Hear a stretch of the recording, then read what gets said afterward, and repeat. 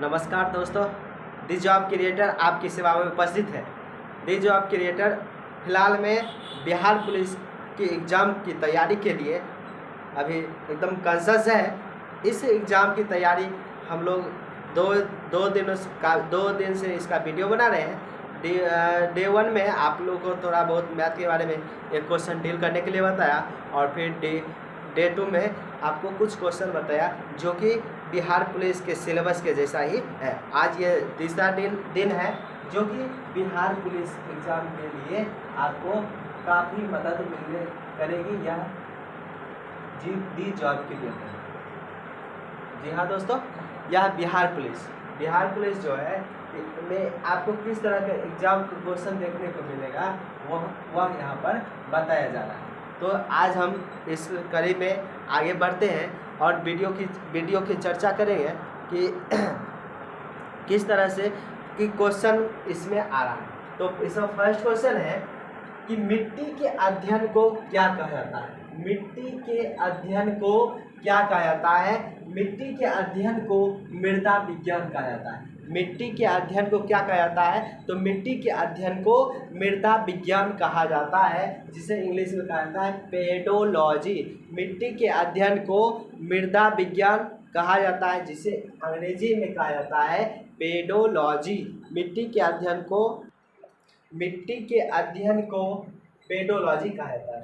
दूसरा क्वेश्चन है, पुरानी जलोढ़ मृदा को क्या कहता है? पुरानी जलोढ़ मिट्टी को क्या कहता है? तो इसका आंसर हो जाएगा बांगर। पुरानी जलोढ़ मृदा को यानी कि पुरानी जलोढ़ मिट्टी को क्या कहा जाता है? बांगर। वहीं आपको नई जलोढ़ मिट्टी को क्या कहा जाएगा? खादर कहा जाएगा। पुरानी जलोढ़ मिट्टी को बांगर कहा जाता है, नई जलोढ़ मिट्टी को खादर कहा जाता है। पुरानी जलोढ़ मिट्टी को बांगर कहा जाता है, नई जलोढ़ मिट्टी को खादर कहा जाता है। अब देखिए, जलोढ़ है, जलोढ़ मिट्टी क्या होती है? जो जल के द्वारा बहा कर लाई गई मिट्टी होती है। जैसे बाढ़ आता है तो बाढ़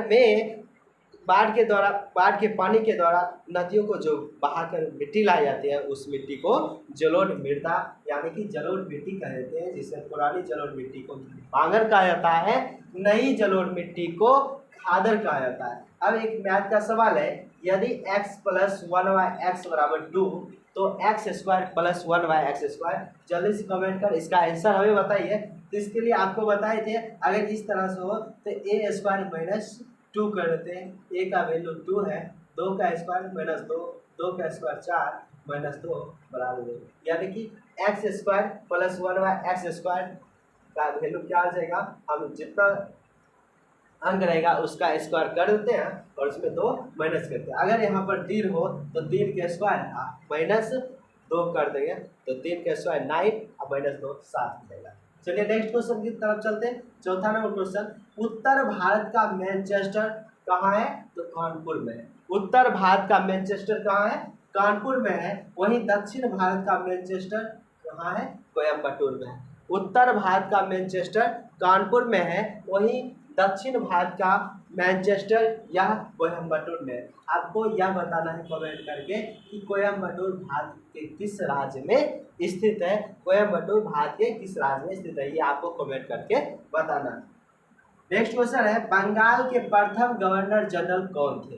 बंगाल के प्रथम गवर्नर जनरल कौन थे? तो लॉर्ड वारेन हेस्टिंग्स थे।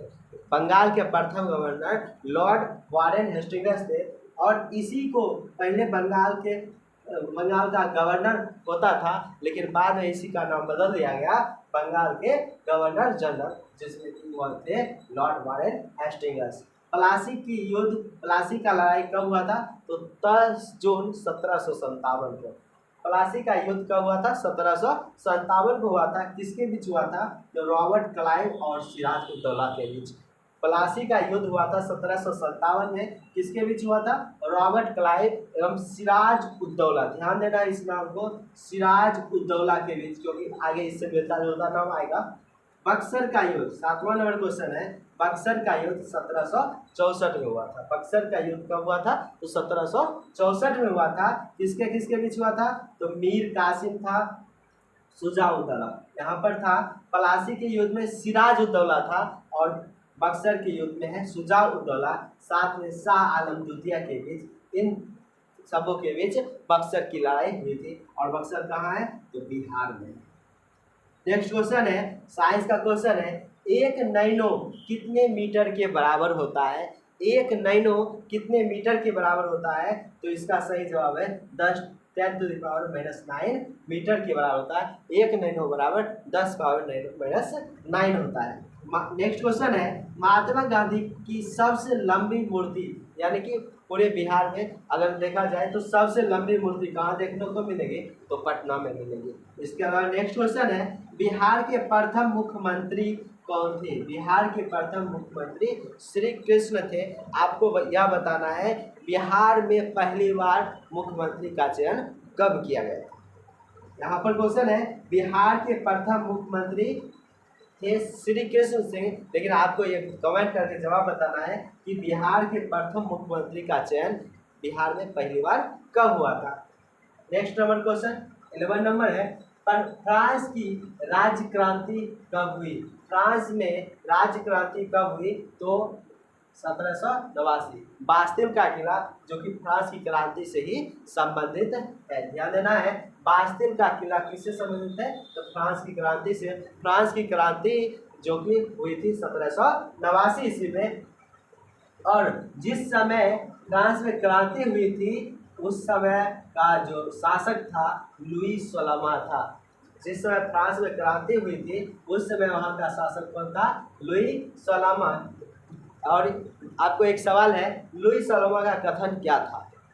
लुई 16वां का कथन क्या था? नेक्स्ट क्वेश्चन है 12 नंबर, टैले और टीथे क्या था? टैले एक प्रकार का भूमि कर था, जमीन के लिए एक कर दिया जाता था फ्रांस में, जिसको कहा जाता था टैले। और यह टैले कर जो दिया जाता था चर्च को दिया जाता था।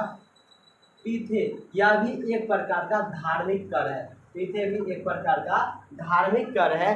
धर्म के नाम पर कर जो दिया जाता था फ्रांस में उससे कहा जाता है टीथे। और भूमि के नाम पर जो कर दिया जाता था, टैक्स दिया जाता था, उसको कहा जाता है टैले। नेक्स्ट क्वेश्चन है, 100 चूहों की अपेक्षा एक सिंह का शासन उत्तम है। 100 चूहों की अपेक्षा एक सिंह का शासन उत्तम है, इसका कथन है? तो यह वाल्टेयर का कथन है। एक प्रकार का दार्शनिक था, बुद्धिजीवी वर्ग का लोग था। नेक्स्ट क्वेश्चन है 14 नंबर क्वेश्चन, कानून की आत्मा जिसे कहा जाता है द स्पिरिट ऑफ लॉज। कानून की आत्मा द स्पिरिट ऑफ लॉज की रचना किसने की? तो इसकी रचना मॉन्टेस्क्यू ने की थी। कानून की आत्मा की रचना किसने की थी? मॉन्टेस्क्यू ने की थी। द स्पिरिट ऑफ लॉज की रचना किसने की थी? तो मॉन्टेस्क्यू ने की थी। नेक्स्ट क्वेश्चन आपका 15वां नंबर क्वेश्चन है, कार्य का मात्रक क्या होता है? कार्य का मात्रक क्या होता है? जूल होता है। कार्य का मात्रक क्या होता है? जूल होता है। इसके अलावा इसका अन्य मात्रक क्या हो सकता है? कार्य के लिए फॉर्मूला होता है बल गुणे विस्थापन। तो बल का F यानी कि बल का मात्रक अगर बात करेंगे तो न्यूटन होता है। विस्थापन का मात्रक इसका मीटर होता है। यानी कि हम कह सकते हैं कार्य का एक और मात्रक क्या हो सकता है? न्यूटन मीटर हो सकता है। या फिर सर्वश्रेष्ठ SI मात्रक की बात किया जाएगा तो कार्य का मात्रक क्या होता है? जूल होता है। आपको एक और चीज़ जानना जरूरी है, कार्य का मात्रक जूल होता है। इसी प्रकार से ऊर्जा का SI मात्रक भी जूल होता है। ऊर्जा का SI मात्रक भी क्या होता है? जूल होता है, जिसको हम J से सूचित करते हैं। कार्य का और ऊर्जा का SI मात्रक क्या होता है? जूल होता है, जिसे हम J से सूचित करते हैं। उसी तरह से कार्य का एक SI मात्रक और होता है जो कि न्यूटन मीटर होता है। तो ये था हमारा 15 क्वेश्चन जो कि आपको बिहार पुलिस के एग्ज़ाम के लिए मदद करेगी, जो कि बहुत कम दिनों बचा है। आज से लगभग 30 दिन के आसपास बचा हुआ है। तो यह क्वेश्चन आपको मदद कर सकती है।